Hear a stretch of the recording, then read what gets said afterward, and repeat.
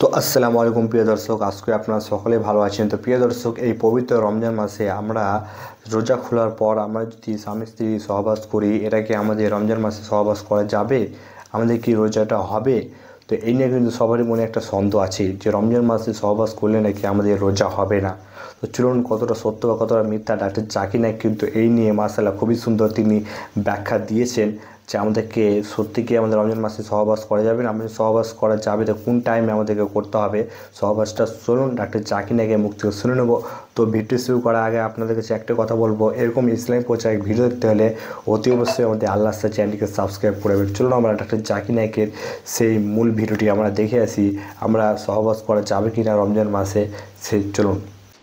আচ্ছা, এবারের প্রশ্ন আগের প্রশ্নটার সাথে এটার কোনো সম্পর্ক নেই। একজন পুরুষ মানুষ কি তার স্ত্রীর সাথে রমজান মাসে সহবাস করতে পারবে সন্ধ্যার পরে, মানে রোজা রাখা শেষ হওয়ার পরে? প্রথম দিকে যখন মুসলিমদের জন্য রোজা রাখা ফরজ করা হলো, আল্লাহ বলেছেন পবিত্র কোরআনে সূরা বাকারা অধ্যায় নম্বর 2 আয়াত নম্বর 185, রমজান হলো সেই মাস যে মাসে পবিত্র কোরআন নাজিল হয়েছে মানুষের পথের দিশারি হিসেবে এবং সৎপথের স্পষ্ট নিদর্শন ও সত্য মিথ্যের পার্থক্যকারী রূপে। তারপর বলা হয়েছে যে যারা এই মাসটা পাবে তারা রোজা রাখবে। তাহলে যখন মুসলিমদের জন্য এই রোজাকে ফরজ করা হলো পুরো রমজান মাস ধরে, প্রথম দিকে নিয়মটা এমন ছিল যে স্ত্রীর কাছে যাওয়া, স্ত্রীর সাথে সহবাস করা পুরো রমজান মাসে নিষিদ্ধ হোক, সেটা দিনের বেলায় অথবা রাতের বেলায়।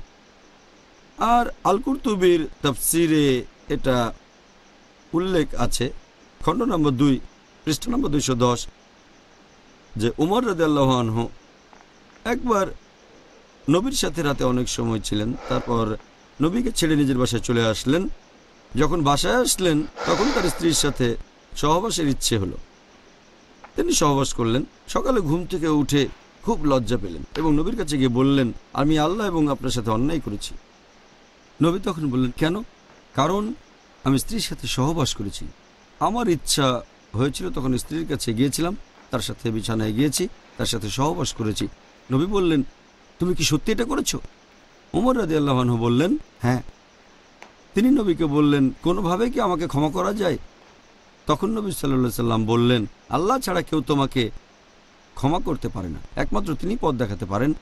এর পরপরই সূরা বাকারার একটা আয়াত অধ্যায় নম্বর 2 আয়াত 187 নাজিল করা হলো। বলা হলো, সিয়ামের রাতে তোমাদের জন্য স্ত্রী সহবাস করা বৈধ করা হয়েছে। হুন্না লিবাসুল লাকুম ওয়া আনতুম লিবাসুল লাহুন্না, কারণ তারা তোমাদের পরিচ্ছদ, তোমরা তাদের পরিচ্ছদ।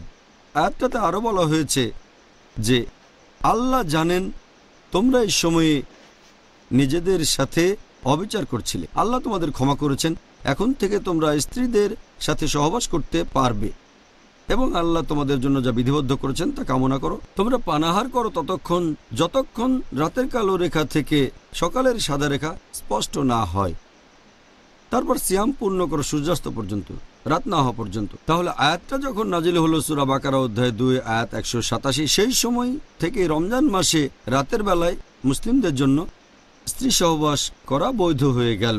তাহলে এখনকার নিয়মটা হচ্ছে আপনি স্ত্রীর সাথে সহবাস বা যৌন সম্ভোগ করতে পারবেন না দিনের বেলায়, যে সময় আকাশে ভোরের আলো ফোটে, তার মানে ফজরের ওয়াক্ত থেকে সূর্যাস্ত পর্যন্ত। তবে সূর্য ডোবার পরের সময় থেকে ভোর হওয়ার ঠিক আগে পর্যন্ত ফজরের নামাজের আগে স্ত্রী সহবাস করতে পারবেন, এটা বৈধ, এতে কোনো সমস্যা নেই। খুব সুন্দর। এই ব্যাপারটা আপনি আগেও বলেছিলেন যখন আমরা রমজানের ইতিহাস নিয়ে আলোচনা করেছিলাম। হ্যাঁ, আর যাই হোক, আবার বলা আমাদের জন্য ভালো হলো। ইসলাম ধর্মের বিভিন্ন দিকগুলো এরকম একে অন্যের সাথে সম্পর্কিত। প্রিয় দর্শক, আপনারা শুনলেন যে ডাক্তার জাকির নায়েক যে আমাদের কোন টাইমে সহবাস করতে হবে, আমরা কিভাবে করব। তো মাশাআল্লাহ ডাক্তার জাকির নায়েক খুবই সুন্দর তিনি ব্যাখ্যা দিলেন। অনেকজন মনে সন্দেহ ছিল যে আমাদের সহবাস করলে নাকি রোজা ভেঙে যাবে। তো আপনার ভিডিওটি সম্পূর্ণ দেখলে আমরা বুঝে গেছেন যে আমাদেরকে কী করতে হবে। তো মাশাআল্লাহ এরকমের শিক্ষামূলক ইসলামী প্রচারের ভিডিও দেখতে হলে কিন্তু অতি অবশ্যই আমাদের আল্লাহ চ্যানেলটিকে সাবস্ক্রাইব করবেন। আমরা এই চ্যানেলে কিন্তু আমরা শিক্ষামূলক নিয়মিত ভিডিও আপলোড করে থাকি। তো অতি অবশ্যই আমাদের আল্লাহ চ্যানেলটিকে সাবস্ক্রাইব করবেন, ভিডিওটিকে অতি অবশ্যই আমাদের মুসলিম ভাইদেরকে শেয়ার করে দিবেন। তো দেখা হবে নতুন একটি ভিডিওর সাথে।